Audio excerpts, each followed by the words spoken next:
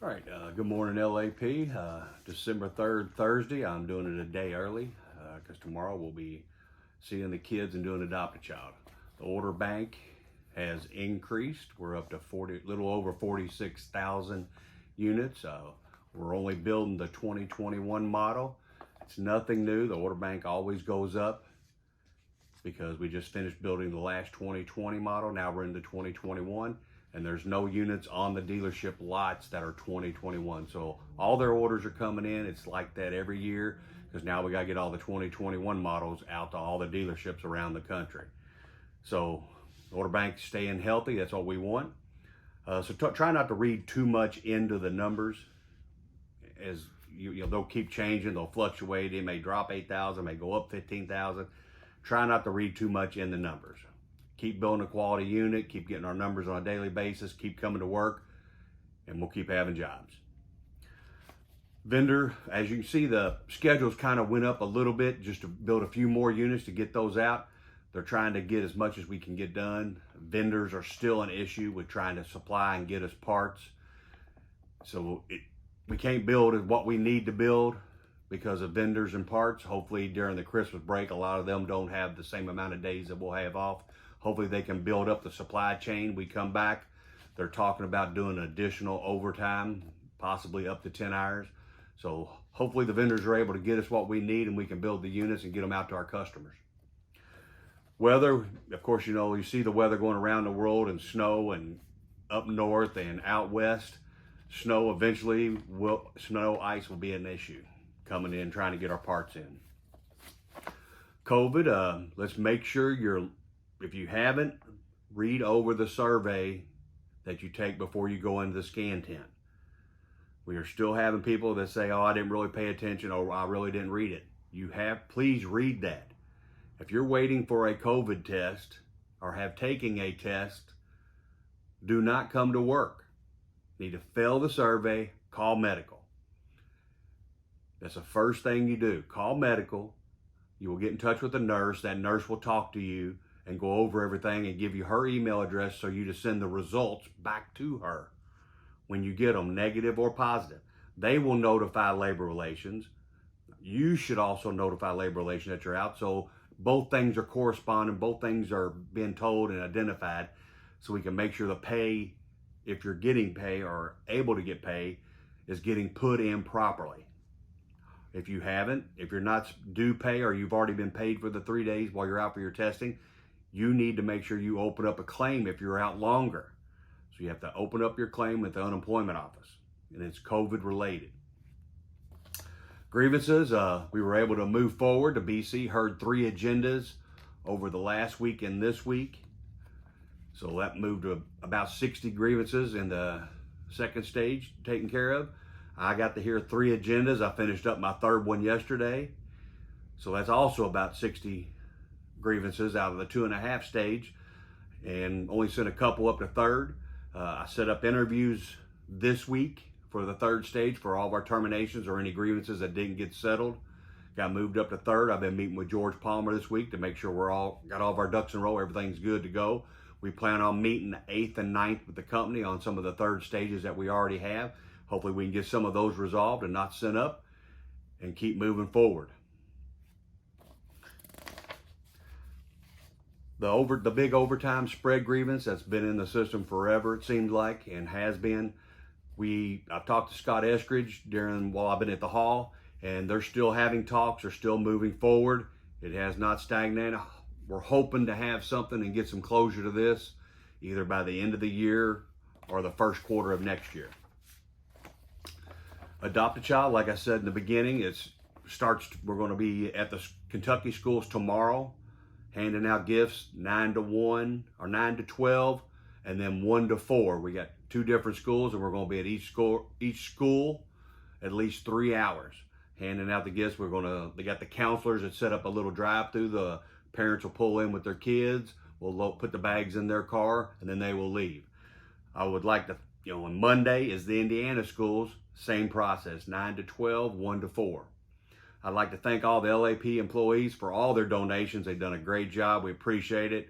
You always step up every year to help our community, help the kids that are a little bit less fortunate.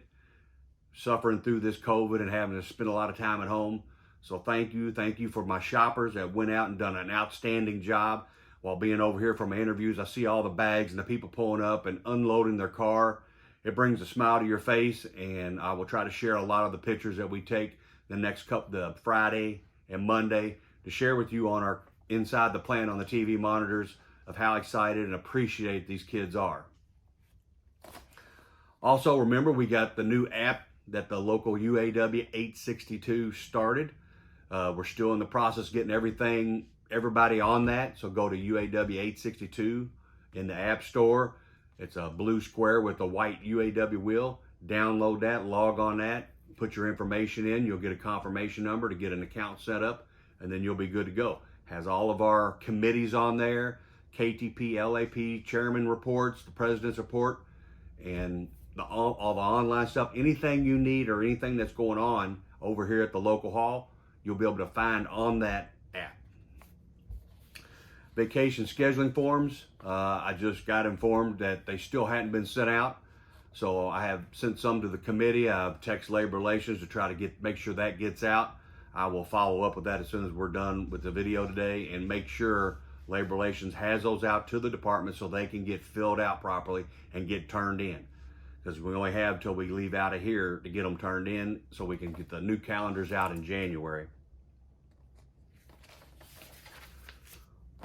Work hours, like I said, it's going to be between 8 and 9 right now, unless we got a major breakdown and we lose a lot of units, then it'll go up to 10. It will not go over 10 unless it's voluntary.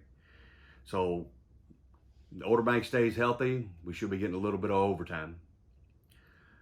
Dependent verification, the deadline for that is January 15th, 2021. If you haven't received your letter, or if you have received your letter, you need to get that information, get it turned in. You can download it to myfordbenefits.com. And don't forget, if you don't know your password to get into that screen, you can go to the pay stub site and kind of backdoor My Benefits. Get in there and download your documents. Or you can call the NESC at 1-800-248-4444. They'll want your tax forms showing that they're dependents, birth certificates, possibly your marriage license if they already don't have that on file. Don't assume that you have no changes, you don't have to do anything. Verify that with the benefits online. Just kind of a reminder, pay attention to what's going on out in the parking lot. We recently had a UAW brother that got his truck hit. We've been able to go through a lot of the video that went in the parking lot. They're not the best videos, but luckily we were able to capture exactly who hit his car, and it was no UAW employee, brother or sister.